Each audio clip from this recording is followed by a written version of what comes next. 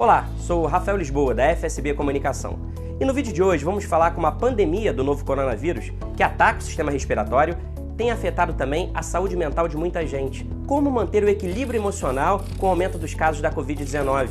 E o que fazer com o medo de ser contaminado, que às vezes é capaz de imobilizar, de paralisar a gente. E como lidar com a angústia diante dos problemas econômicos que já preocupam e impactam a vida de muitas pessoas.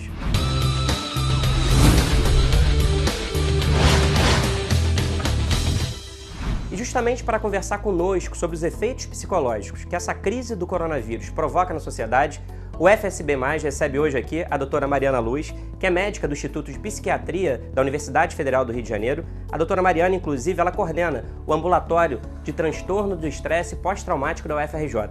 Doutora Mariana, muito obrigado por aceitar nosso convite. Obrigada, Rafael, pelo convite.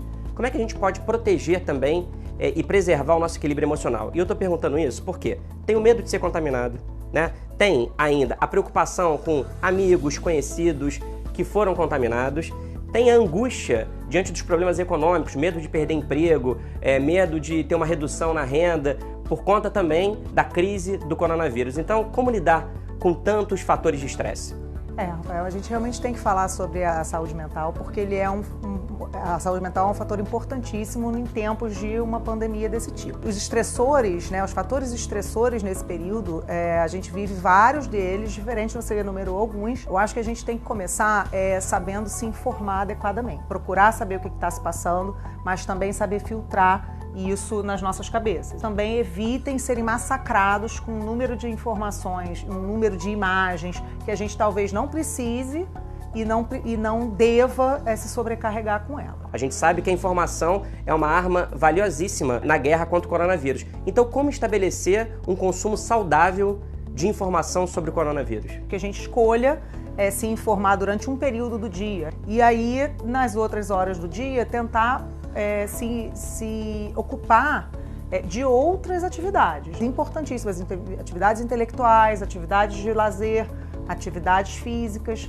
são coisas que são fatores de proteção.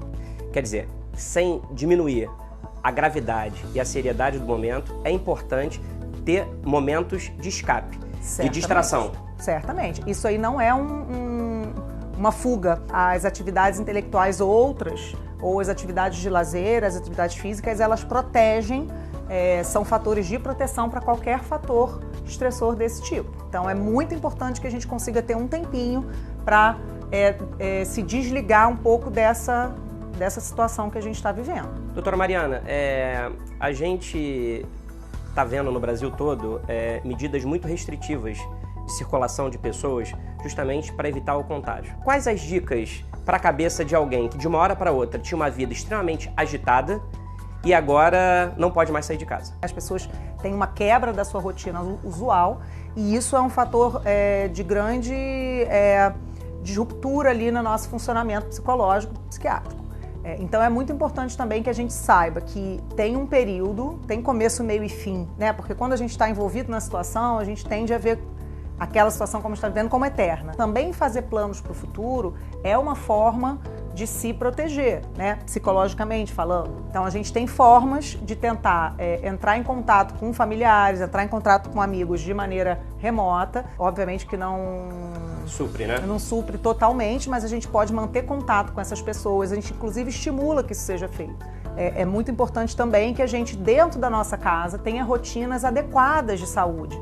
Então, manter horários de sono regulares, né? Estabelecer uma rotina ao longo do dia. Se você tinha uma rotina que era mais ativa fora de sua casa, você pode também estabelecer uma rotina dentro da sua casa. Doutora, tem um grupo específico que preocupa, que é justamente o grupo de idosos, né? Eles formam a parcela da população mais vulnerável, uma das mais vulneráveis à Covid-19. E por isso, muitos estão isolados, longe de filhos, de netos, de parentes.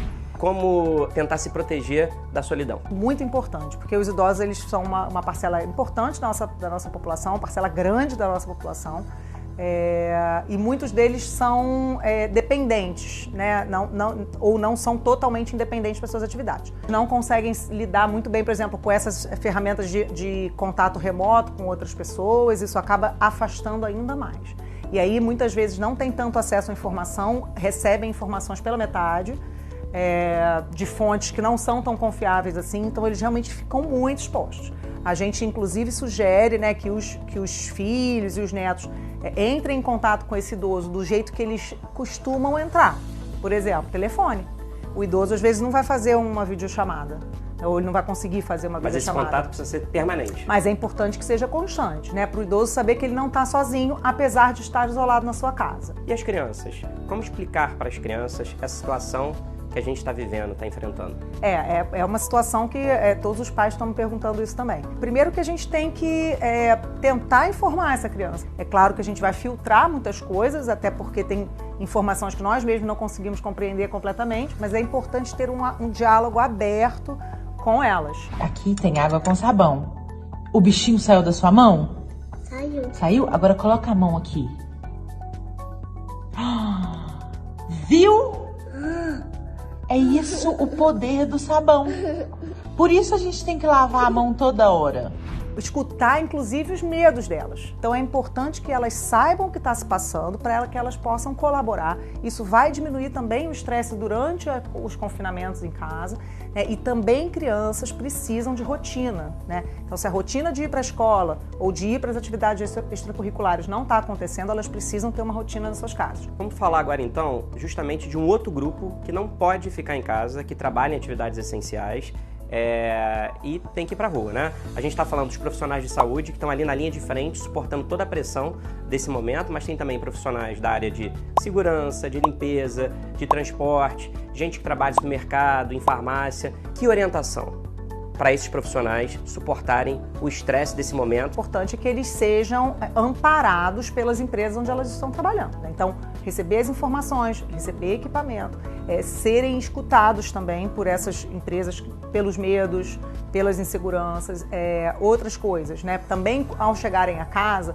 existe, eu tenho escutado muito, o estigma de quem vem de fora não ser bem recebido em casa, né? Então, dentro de casa também ter informação que não é porque a pessoa saiu que necessariamente ela vai trazer o vírus para dentro de casa. Ele não precisa ser alijado do relacionamento familiar se eles estiverem nas suas casas. Ou seja, afeto e carinho é muito importante. Sempre. Nessa situação, principalmente, ainda que à distância, né? Mesmo que à distância. Doutora, agora para encerrar, quando é que a gente percebe que aquele estresse, aquela ansiedade, aquela angústia ultrapassou um determinado limite e é preciso recorrer a auxílio, a ajuda médica profissional? Sim, Rafael, a gente pode ter pessoas, não são todas as pessoas que vão desenvolver transtornos psiquiátricos ou psicológicos secundários a esses eventos que a gente está vivendo. A maioria das pessoas vai reagir bem, outras pessoas podem desenvolver transtorno. É muito importante a gente lembrar que todo mundo que já tenha transtorno psiquiátrico prévio continua em seus tratamentos. Reações normais a uma situação dessa, por exemplo, a gente pode ter preocupações, medos, dificuldades de repente de lidar com uma outra notícia, pensar nisso uma parte do dia. Se a gente observar, por exemplo, que algumas pessoas estão tendo dados objetivos de desconforto emocional, por exemplo, não conseguem dormir, não conseguem se alimentar, ou dormem excessivamente, ou se alimentam excessivamente, se não conseguem pensar em outras coisas, não conseguem desviar o foco de atenção, se começam a sentir sintomas físicos, pessoas estão indo aos hospitais com sintomas de tosse, sintomas de falta de ar, quando você vai ver sintomas de ansiedade. Se a gente não consegue ver saída para as coisas, isso pode ser indício de que algum transtorno psiquiátrico esteja se instalando. E aí sim vale a pena procurar um profissional de saúde mental, um psicólogo, um psiquiatra, para ter algum diagnóstico. Doutora Mariana, muito obrigado pela sua participação. Acho que as suas orientações vão ser muito importantes para o pessoal que assiste aqui ao nosso canal FSB+. Muito obrigado mesmo.